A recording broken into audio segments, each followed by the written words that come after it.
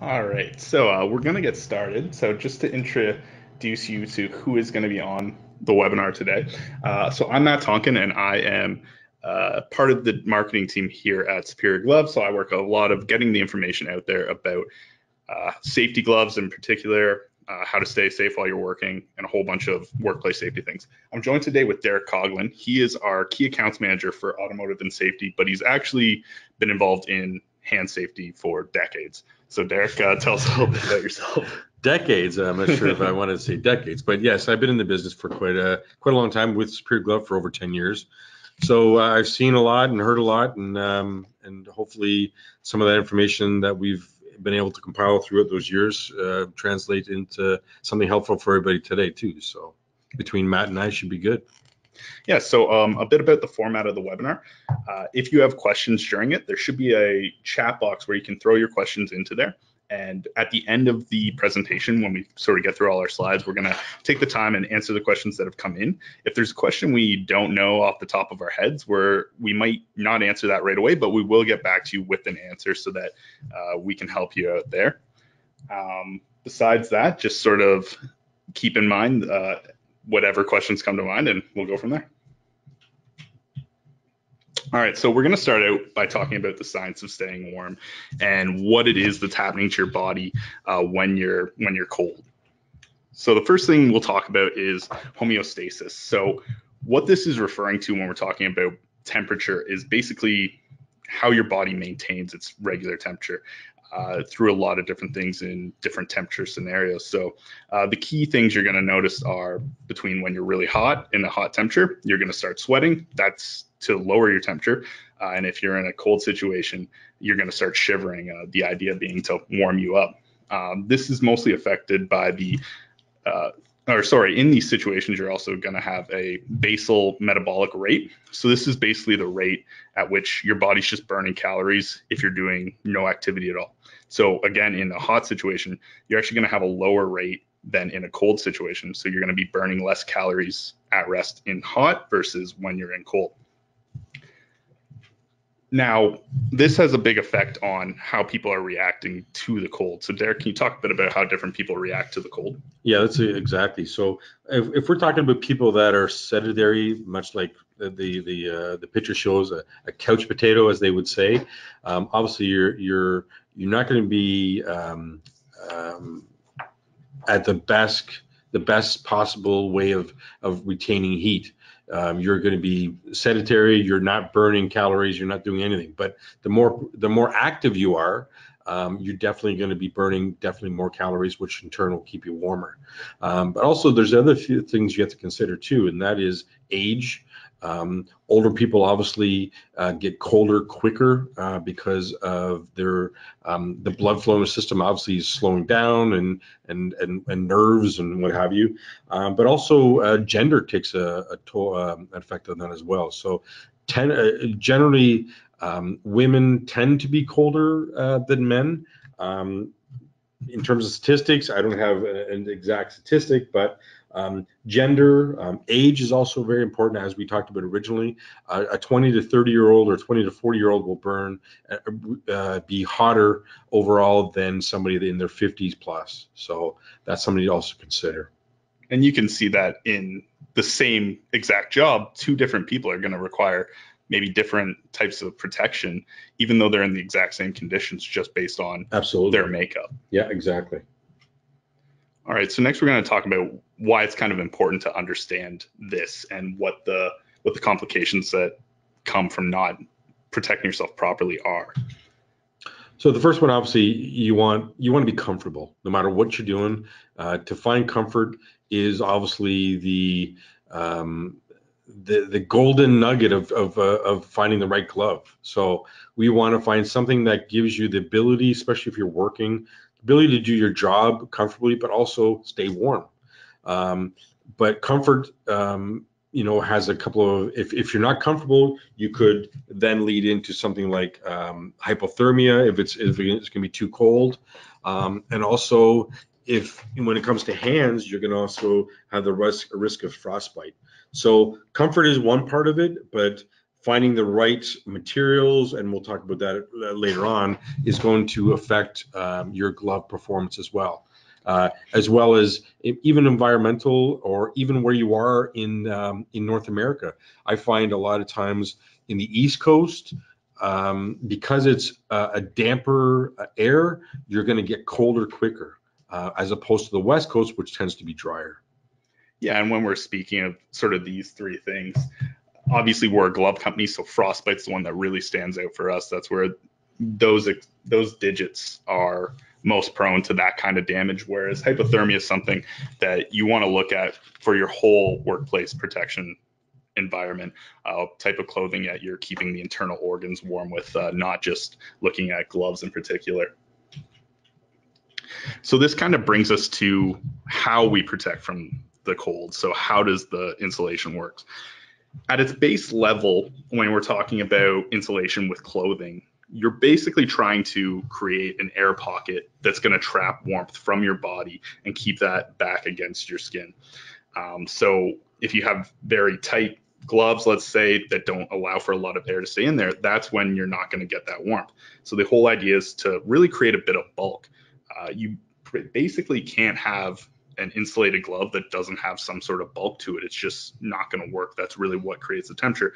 And that's also what creates a lot of the problems when people are looking for winter gloves, is that they're trying to find something that's going to have great dexterity, lots of movement, doesn't feel like you're wearing a very bulky glove, but it's just not possible. Right. As an example, if you ever drive by a house in the winter and you see a roof melting with snow on it, obviously the heat is escaping from the house. So there's not enough insulation in that house to keep it in the house. So that's kind of a good analogy if you think about it. So the more insulation, the thicker the insulation in the attic, the warmer the house is going to be. So that's the same thing for gloves. Unfortunately, I know we get asked the question all the time. I want the most dexterity out of a glove, but it has to be super warm as well. Well, I don't think anybody's come up with the perfect solution quite yet. There is different material that we'll talk about as well that will help get you to that area. But again, use the house insulation as an idea of what you're talking about. The more insulation you have in your attic, the better you're going to be for insulation. So same thing for gloves. And that kind of brings us to how gloves break down in terms of construction when we're building out a winter glove. So Derek, I'll let you run through kind of the core pieces that make up a winter glove. So when we sell gloves, base layers is pretty important in the way I see it, because you also want to wick moisture from your hands. So let's say you wear a rubber glove in the winter, you're going to sweat if you're working hard on it, and that sweat's going to turn to cold. So you want to be able to wick that moisture from your hand, and that's what the base layers idea is. The second layer would be your middle layer, and that's really your insulation that we're talking about. And that'll determine, this is the kind of thing that you have to think about when you're thinking about winter gloves. What type of middle layer are we going to look for? And we'll go through that later on as well. So that's the insulation in your attics, or as we kind of alluded to earlier, that we got to talk about. And then you have your outer layer. So this would depend on what kind of work you're doing. Like if you're talking about outer layers, we're talking something like leather. We're talking about maybe a rubber coating. It all really depends on what you're doing. There also could be a fourth layer in there too, and some of our new gloves will have it, and that's basically a waterproof layer. That would help out in winter gloves overall too, but we can talk about that a little bit later too. Yeah, I think you made a good point, Derek, when talking about the base layer and that water wicking, and goes back to what we were talking about before with the base metabolic rate, and for instance, sweating when you're too hot. So one of the big problems with winter gloves is getting a glove that's actually too insulated and too protected, because then your hands start to sweat. And as good as any glove might be at wicking that sweat away, if it's too hot in there, you're actually doing some sort of working towards the opposite of what you want to do, because your hands are going to get wet. And then when they do get exposed to that cold air, that's when the coldness is going to come through. Yeah, my son went through that with skiing. He wore these gloves and he was very active in skiing, but the gloves were too hot for him, so he was sweating. And when he took them off for just a minute to do up his skis and what have you, he put them back on, his hands wouldn't get warm again because that moisture around his hands. So this kind of leads us into choosing the actual best winter glove for your uses. And I think the first thing that you're going to have to do is consider the job right there. Yeah, absolutely. So, this is where we talk about dexterity or what kind of coatings, the outer layer you need. Do you need cut resistance in your winter gloves? What type of insulation do you need, or how warm do you get? And again, we talk about the BMR, all the other factors that play into as well. The environmental, where you are, maybe in the country, and what have you. So these are all questions that a good glove company will ask you before you're ready to buy, for sure. Yeah, and this is why it's so hard to give a sort of broad use case recommendation of a winter glove, because every job's so different. And then you also take in the factors that we talked about earlier with different ages, different genders, yeah. different activity levels, and it really becomes a very tailored option for people using the glove. Not that it's the hardest thing in the world, but because once you understand like what we talked about with the 3 layers, it's easy to navigate. But as Matt was saying, these are all the things you have to consider, before you go into it. Anyway, once you've got the idea behind sort of what the job you're going to be trying to do is, you sort of have to look at what makeup of glove is going to work best for that. And that starts with looking at the insulated material. Right. So this is the middle layer that we were talking about in terms of our gloves. So the cotton flannel would be something that we have in a lot of our least expensive gloves, or something that needs they have maybe some dexterity, or not a very cold environment, that's for sure. That's really just going to wick the moisture from your hands, but also it'll retain a little bit of heat. Nothing below 0 for sure is something that I wouldn't recommend the cotton flannel for. The secondary ones that we saw a lot of is the BOA acrylic. Now, this is something that if I go back to what I was saying about my son, he had this kind of insulation in his ski gloves, and he was very, very active. So it's very warm, so he was sweating a little bit, but they're also bulkier. And that's the problem with the BOA construction. There's a lot of air in the BOA acrylic, and that's where it keeps the warmth. The third option would be the thin slate. This is by 3M. It's kind of really your premium insulation. It kind of gives you a little bit of a best of both worlds. It gets the thin feeling of the cotton flannel, but also gives the warmth of the BOA without having the bulk. And it's definitely warmer than the cotton flannel. So it's definitely going to be more expensive. And if you're somebody that's working outside, let's say like linesmen's and what have you, this is something that is highly recommended. And I think it's mostly, we have this in pretty much all of our lines of glove, any of the thin slate products. And the thin slate products also are in different thicknesses as well. So we have some that protect up to -50 or down to -50, I guess you could say. And then we have some that hit at the 0 mark. So it's kind of all over the board, but generally the thin slate is definitely has the most options and the bigger pick for what people might need. It's interesting that you said even with thin slate, which is really going to be the most warmth for bulk level, to get additional warmth out of it, you're going with thicker levels of it. There's no way around it. No way around it. Bulking up is going to be what keeps you warm. I mean, some people, what they do is they add a thin liner, and I've done that before in the past. Is that there's a microfiber thin layer of glove that you can put underneath. So you figure between that glove and then the existing glove, you've got an extra layer of air, which again adds a little bit of more bulk, but it also adds more warmth too. So especially if you're going to have to take bulk your glove off to do a job, then that might be a good alternative as well. So have a thin, warm layer that's going to, keep some heat in you while you take the glove off to do those really fine motor skills that you might need to, in your job. So the next part considering is going to be sort of the style and the material of the glove, talking about mostly the rest of the construction outside the insulated pieces. Yeah, so we kind of talked about this a little bit earlier. So if I look at a leather glove, maybe as insulation, with insulation in it, the leather is actually going to probably keep the wind off a little better as well. As you can see, maybe some of the red products there, the coating is maybe a 3/4, so the back of the hand might get, some wind getting through the glove, which in turn will help, it will make you a little cooler. So this is a good smattering of what we're talking about in terms of something that's a base warmth to something that's higher, that's better in really cold environments.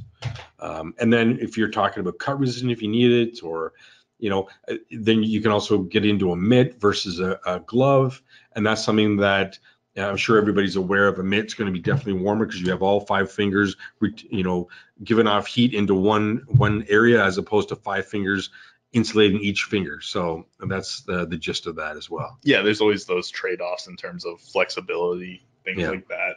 But yeah, this where all that protection that we also boast about, our cut protection, our abrasion resistance, that's all going to come into the outer construction of the glove, and different liners that are specifically built to protect for that in both summer gloves and winter gloves. I mean, if you can get away with a mitt, I mean, that's going to be your warmest option, that's for sure. But let's put it this way, I got to think most people can't get away with a mitt in their jobs. Yeah. They need to be able to have some fine motor skills for sure. So that brings us to the fit, and this is probably a really important piece of how a glove is going to keep you warm, because if you screw up the fit of the glove, it's going to affect it a lot. Yeah, I mean, if I look at shoes as an example too, if you fit a shoe too tight, you're going to sweat more. So a fit in a glove is very similar too. So you need to have some air flowing through that glove to give your body's natural heat the ability to sink into the glove to retain heat, essentially. So you also got to think about how far the wrist protection you need up. So if let's say you're reaching up over your head quite a bit, is that glove gonna pull down and give your, open up your skin to, frostbite or some sort of cold. So these are all things you have to consider as well. The design of the glove, the fit of the glove, how much airflow you have through the glove, they're all kind of important parts. Yeah. So we're showing you a few examples of winter gloves we have here. And these aren't examples that we mean to specifically suggest for you. Again, really need to take into consideration everything about the job you're looking to protect against to really have a good example. What we want to show you here is sort of the variety that we have available and that winter gloves can come in, and what those can protect against. Yeah. And I think, again, you have to look at, if we look at the blue glove, for instance, the NE230, that's a waterproof glove. So that's going to be used, if you need waterproof in your job as well, that's another question we should be asking as well. How important is to keep that water off your hands? If you're not in a water susceptible type of job, then you can get away with not having it. So, leather gloves obviously are going to keep the wind chill off better. Some of the open fiber gloves, with the coatings they're good for better dexterity. So you see there's a bit of a smattering all throughout. And then you have our Snow 322L, which is very bulky, but super warm. Yeah, exactly. And the type of temperatures that these are going to protect against are vastly different. That Snow 322L that Derek just mentioned is really for the coldest of the cold. You can see there, we call it the claw, where your index and middle finger and your ring and pinky are together in individual chambers. Now, obviously, that's not going to be too useful for a lot of jobs out there. It's a very limited group of people that are really going to need that in your -40s, -50s. So the average person is going to be looking for something that offers a lot more movement. With that claw, we're trying to cut that line between a mitt and a 5-finger glove a little bit to give it a little more dexterity. Somebody digging, with a shovel or something like that. The claw would be kind of something to consider. It's not a mitt, it's not a 5-finger, but it's kind of in between. So we try to walk that line a little bit with that particular glove. So it's kind of interesting. All right. So that's the wrap for the presentation portion of the webinar. Now we're going to get into some of the questions that have been coming in. Derek and I will sort of back and forth on this. Again, if we have a question that comes in and we don't know the answer, we will get back to you. We might just take some time to make sure we research that properly. So the big one to start, and I think we've been talking about it a lot, but is there any good option for very for jobs that are really going to need a lot of dexterity, but also are cold? Well, that is the question we get asked all the time. That's the $1 million question. And if we had a glove that gave them, a glove that you can pick up a fine screw with and also give warmth in -50, please let us know too, because nothing's come up to that point yet. But you can always find a nice, maybe an option that as close as possible with a coating that has some warmth to it as well. So obviously, like we said earlier, the thinner, the less heat you're going to retain. So another big question, is there a standardized rating system for cold resistant gloves? We have a standard. We've put standards on our gloves. We've put ratings on all our gloves in terms of what the ratings that they're averaged out to be protected to. And again, if we go back to gender, we go back to age, we go back to activity, no activity. It's just a guideline of what to follow. So there's nothing that's stipulated that says gloves have to follow this structure, but we're not the only ones, of course, that do it, but that's something that we do with all our winter gloves. We put a rating on it just to give it a baseline of what to look for. We offer a lot of different protection when it comes to our gloves. Is it hard to find winter gloves with that protection? So I'm guessing examples would be cut, puncture protection, impact resistance, things like that.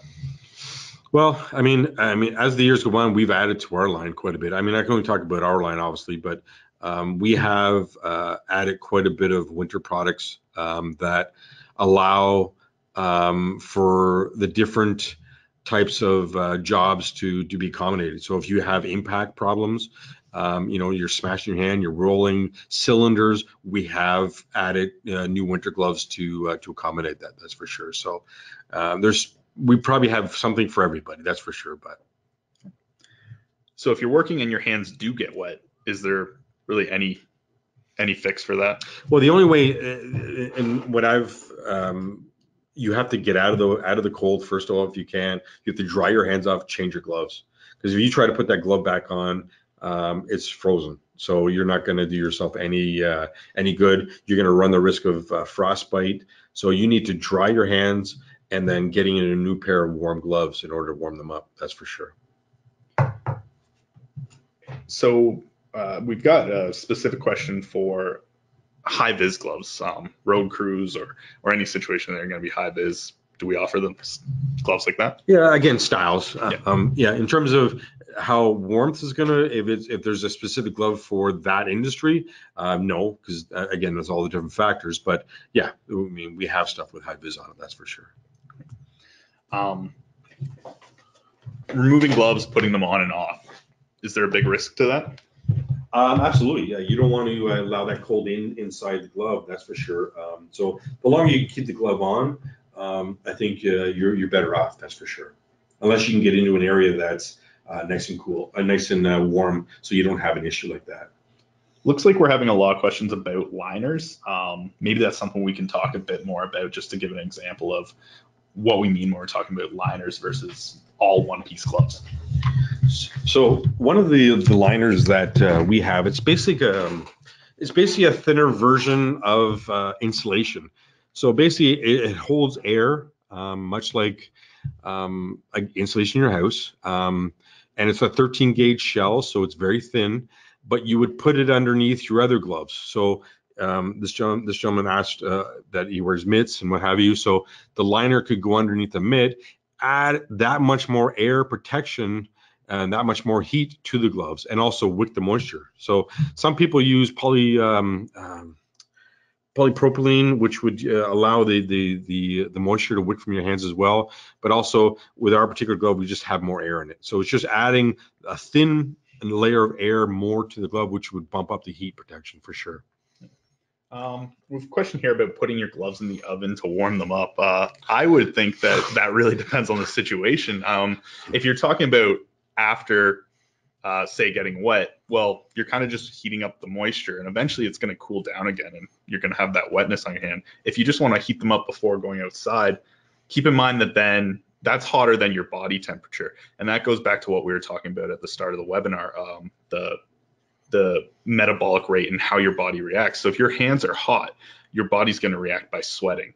and then that sweat, your glove might wick it away a bit, but eventually it's going to saturate the glove. And when that heat from the oven goes away, you're going to be left with a cold, wet glove. That is a good point. And also, you got to think about what type of gloves you're talking about. If you're putting a leather glove in a stove, you're going to destroy that glove. You're going to dry it right out.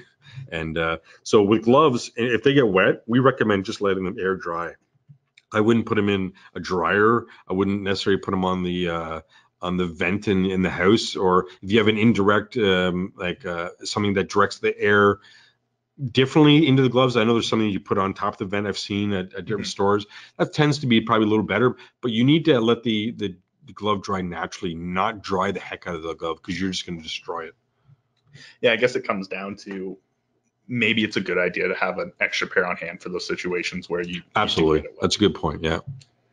We have a question about specific types of leather in winter gloves. Is there going to be a difference between, say, a pigskin, a cowhide? Well, I mean, pigskin is probably definitely your least. It's not going to be as durable, that's for sure. It's thinner, but cowhide it would all depend on the type of job you're doing too. If you're digging ditches, pigskin's not going to be the way to go. Cowhide's definitely the way to go. If you need dexterity and you're not really hard on the abrasion side of the level, the pigskin will work, no problem. So it all really depends on your job. Goatskin we sell a lot of. We find that the durability in goatskin is very, very high. It's probably 2 or 3 times higher than just even cowhide. So again, that's sort of somebody that's hard on their gloves. What would you suggest for someone looking for winter gloves that are going to also have a good grip? Look at the coatings, but also you got to factor in what type of coating. If you're looking at, let's say, a nitrile type glove, some of our winter gloves have nitrile in it. They'll freeze up quicker at a temperature than, let's say, maybe a PVC would. A PVC will stay more flexible. What would you suggest when it comes to laundering winter gloves? Well, we talked about that a little bit earlier. Definitely, if you're going to launder them, warm water, not hot water, and also low heat dry. That is, and least amount of chemicals as possible. Sometimes you get into winter gloves that have Gore-Tex liners in it. You got to be careful with. You've also got the BOA lining in some of the gloves. If you hit it with too much heat, you might start melting stuff. Who knows, right? So the good rule of thumb is, and this is something that I always say, like 105 wash, 105 dry. Excuse me. We have a question specifically about cryogenic gloves and whether that's part of our lineup. Yeah, we had a great glove too in the years past, but we've since updated it, and it's been a great glove for that particular industry. And that's something that if you want to reach out to us, we can send you information on that as well. It's pretty specific, so we do have gloves for that type of application for sure. Yeah, and that the interesting thing about cryogenic gloves brings up another use case in terms of duration of time spent in colder or short versus long cryogenic. You're probably going to be shorter periods of intense cold versus, say, being outside at a -5 degree day. Absolutely, yeah. I mean, you're going in, you're getting some product coming out, but the material itself is freezing cold too. So we've had a fairly specific question here about gloves for linesmen, in particular wearing gloves under a rubber insulator and what consideration they might need to take into. Yeah, I mean, the linemen are always those guys are they got a tough job, that's for sure, and I empathize with them for sure. So in terms of wearing something underneath one of the insulating gloves, you got to be very careful when it comes to that. So you just got to make sure that you don't impact. Obviously, the safety is important, especially with the lions. You got to make sure that you're safe and make sure that it meets all the criteria that your company puts out. We've had a few other questions about touchscreen compatible gloves coming up when you're working with a screen but also need to protect your hands from the cold. Is that something that's available in a winter glove? Sorry, say it again. Touchscreen compatible winter gloves. that something that's available? Yeah, I mean, I see that a lot. I mean, if we go back to even the ski wear stuff, you see that it's coming more and more prevalent these days, especially as, as the younger generation comes into the workforce and they're used to their use of their phones and what have you. So they need to have that capability for sure. So yes, we have that ability, not in all of our gloves, but a good chunk of them. And every year it seems to get more and more. Yeah, and I think that's just another one of those features where it's all about trying to fit everything in. Sometimes there's going to have to be some give or take. So you might not be able to get a touchscreen glove that's going to protect you down to -50, but at the same time, it's all about what that job really needs. Yeah, you just want to make sure you're warm. That's it. We have a question about heaters in gloves. So I'm not really sure exactly about this. Maybe you have a bit more experience with that. Yeah, I'm sure that's the one where you open the package and you put it inside your palm and it keeps heat for 8 hours or 6 hours. Yeah, I mean they're good for those people that are in really, really cold weather or that don't have that BMR rate that you need to keep warm. But again, we go back to over warmth and making it sweaty. The good thing about those things, though, they continue the warmth throughout. It's not like heating your glove up in an oven like the question was before, and then it goes away. That continues to generate heat over and over and over and over again. So I think it's definitely a good option if you can fit in your glove. And if you're in that kind of cold weather, so like a linesman would, I know a few guys wear those that I deal with. Yeah, I guess it all comes down to making sure that the heat source isn't going away. And that's where you get into a problem where you're fine, you have the heat source, and then suddenly the cold comes in and starts to slowly go away. And then next thing you know, you've got just sort of a wet hand that is getting cold. Yep. All right. Well, I think that's all the questions we've had in today. If you have any more, we will be doing a follow-up that has a recording of the webinar. So you'll be able to share it with people as well. If you have any questions, please feel free to reach back out. If you have specific glove case needs, we do have people that can help you find the right glove for your use case.